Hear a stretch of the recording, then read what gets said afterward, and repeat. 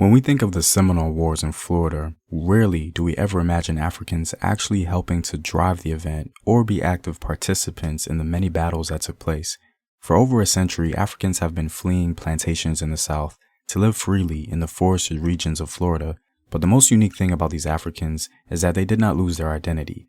To resist encroaching American efforts at conquest and recapture, these former enslaved Africans used discrete African art styles, traditions, and even an ancient African writing form to ensure their survival and sustain their freedom and autonomy.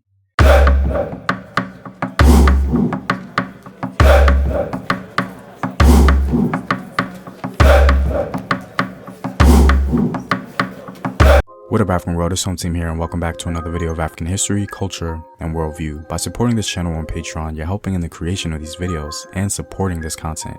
If you'd like to access full courses and sources, or you simply want to show your support, you may do so by clicking the Patreon link in the description box below. In this video, I'm going to be speaking about history we often don't hear about, but one that's very fascinating. We'll be touching on how Africans took their destiny in their own hands, escaping enslavement and using ancestral communication forms such as Hiroko and Insibidi to escape the Spanish, British, and American plantations, assisting them in thriving socially and economically, and even helping them elude recapture. What's more impressive is how they used these ancient African communication forms to fight in the Seminole Wars, initially gaining some success. So let's begin. As you can imagine, the Africanisms present in these self-liberated communities in Florida have not at all been explored as they should, but the information I was able to gather is very fascinating to say the least.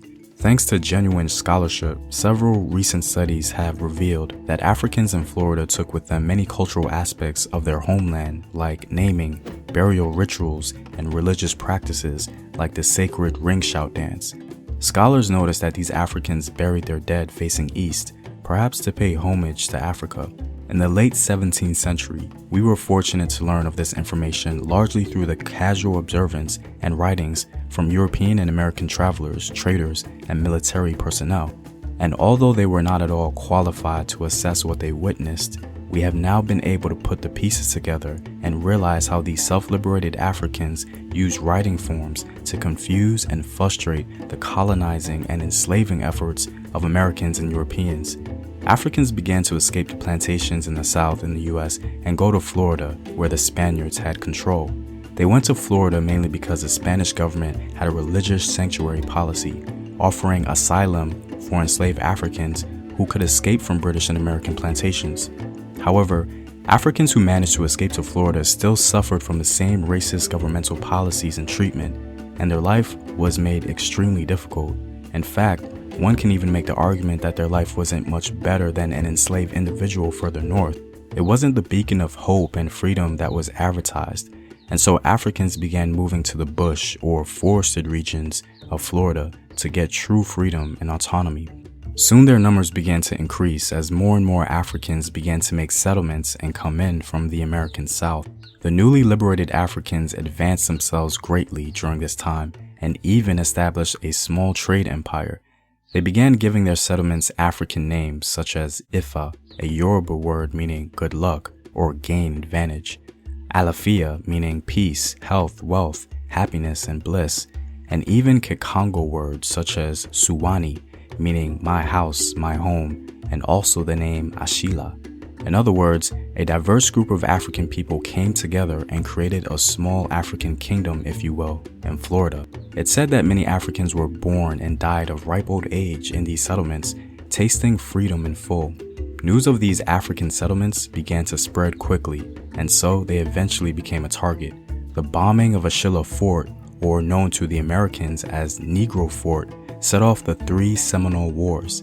Africans fought alongside Seminoles to resist recapture and maintain independence. One of the reasons why we know that Africans were actively involved in the Seminole Wars is because of General Sidney Jessup. General Jessup stated in regards to the Second Seminole War, and I quote, "This, you may be assured, is a Negro, not an Indian war, and if not speedily put down, the South will feel the effects of it on their slave population before the end of the next season."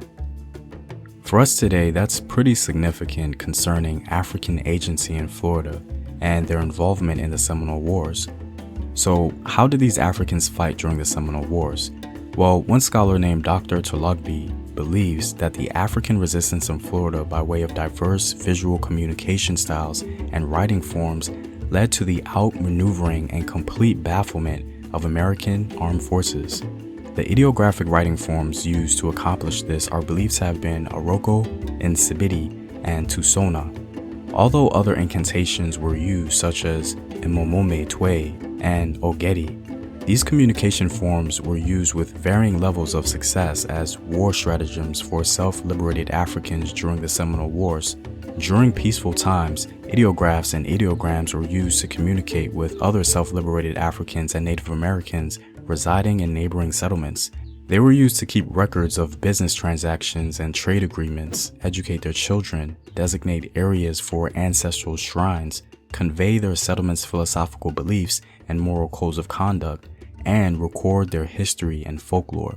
Evidence concerning the presence of these ideographic writing forms on African settlements in Florida comes from one man named Simmons, who was commissioned to explore the terrain of Florida and conduct studies.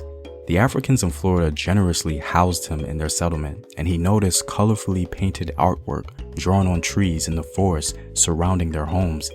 Even though he commented on them, it never occurred to him the abstract nature of these images, and that the so-called drawings were used as mediums for communication and important concepts. Based on Simmons' writings and descriptions, Dr. Tologby suggests that Simmons witnessed the ancient Nigerian writing form of Nsibidi. Nsibidi is an ideographic script that is written, drawn, painted, shaped, or carved on various materials such as bark, metal, mask, and so on. Also, just as Hiroko was once used extensively by Yoruba kings, queens, military leaders, religious advisors, and commoners, this was one of the systems American soldiers and journalists alluded to in reporting the tactics of the self-emancipated Africans during war. Hiroko is an object script used to communicate from simple messages of a personal and practical nature to highly complex interpersonal messages. In ancient Yoruba land, special messengers called Eko, akin to the U.S. postal workers, delivered the Hiroko. Anyone who harmed these messengers, especially during war times, faced dire consequences. Objects formed into simple shapes or extremely elaborate structures were used to compose these symbolic messages. Over time, Hiroko evolved to suit the needs and concerns of African Americans who were in a new cultural context and environment. Hiroko used tangible objects such as feathers, cowrie shells, beans, alligator pepper seeds, leaves, kola nuts, corn husk, glass beads, thread, and the branches of trees to transmit messages, ideas, and even feelings. Leaves often served as envelopes for the messages contained inside. Because virtually the same materials for composing messages could be found in Florida that were once used in ancient Yoruba land, one can safely assume that it was relatively easy for the self-emancipated Africans to send Hiroko, all the while still maintaining its original Yoruba meaning. During battles, the Africans used Hiroko to give directions, mark access to hidden paths and hideouts, identify areas where ambushes of their enemy soldiers would take place, and alert one another of the arrival of the enemy's military. Hiroko was used as a means of communication between the soldiers and their gods and ancestors, who functioned as guides, warriors, and healers during battles. For example, Hiroko was apparently used at the outset of the Second Seminole War.